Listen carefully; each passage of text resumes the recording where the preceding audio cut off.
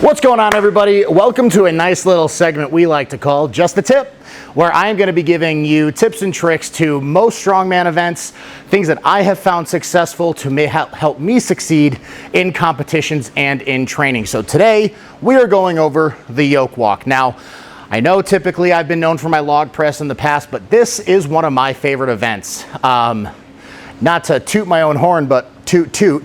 I've only been beaten in this event twice in my career.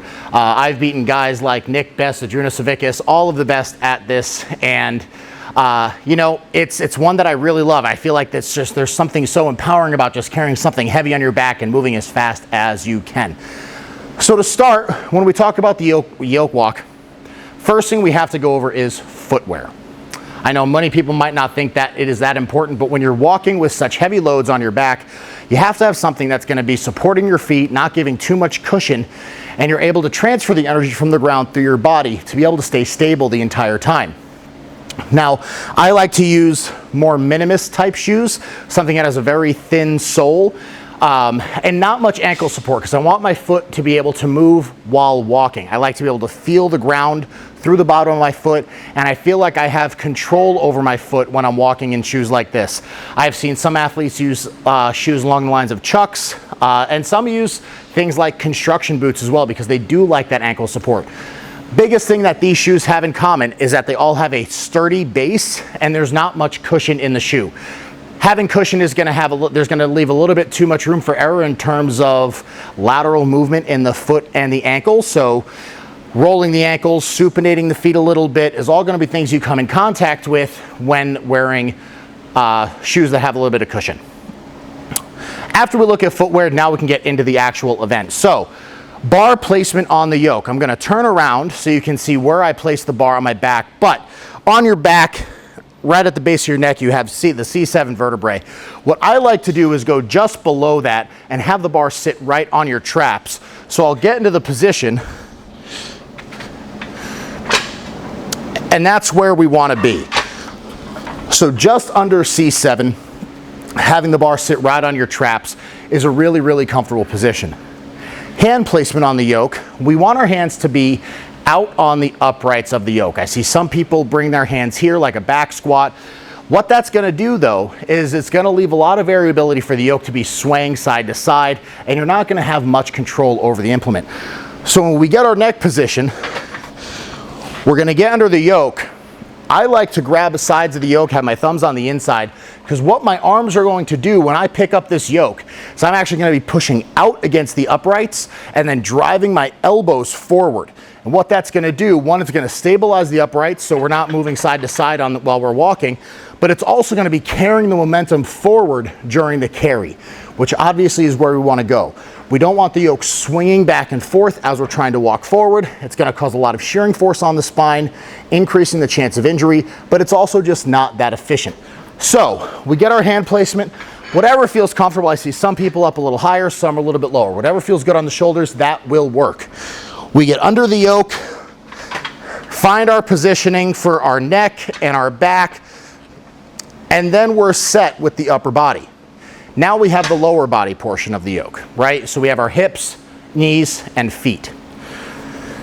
As far as foot position goes, I see a lot of people try to take a really wide pick stance because they feel it's going to give them more power.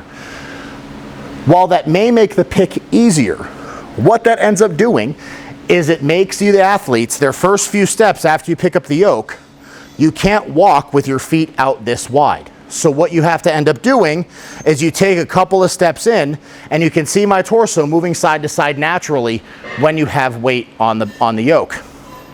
What I tell people to do is pick the yoke in your carry stance, which tends to be at hip width or just outside hip width.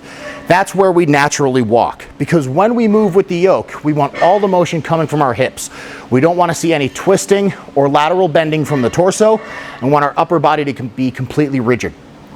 So when we pick the yoke, I tell people, almost like a jump stance. It's your most powerful position. You'll be able to get great glute activation, quads, hamstrings involved in the pick. And then from there, your first step is naturally just forward. So you don't have to worry about bringing your feet in during the carry. Again, being efficient in this event, we want to go a certain amount of distance as fast as possible.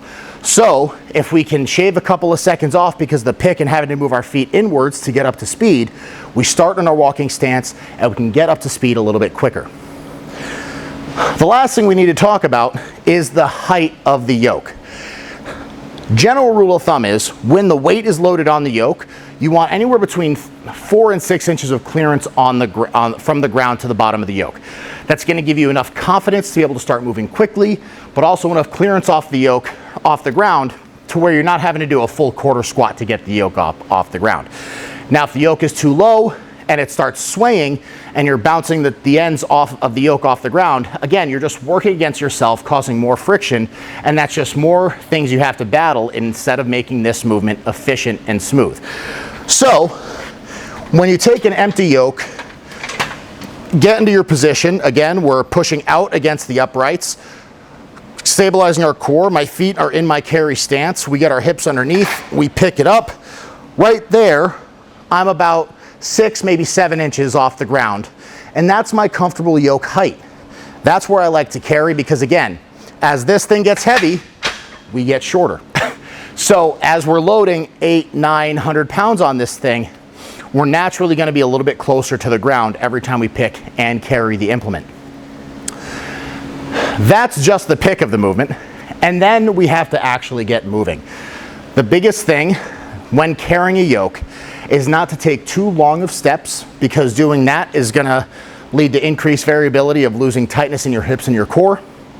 So what I tell everybody when I coach this event is simply just take a step that's the length of your foot, right? So that's going to keep our hips underneath us. We're not going to be putting extra stress on our knees, which is going to make this feel a little bit smoother.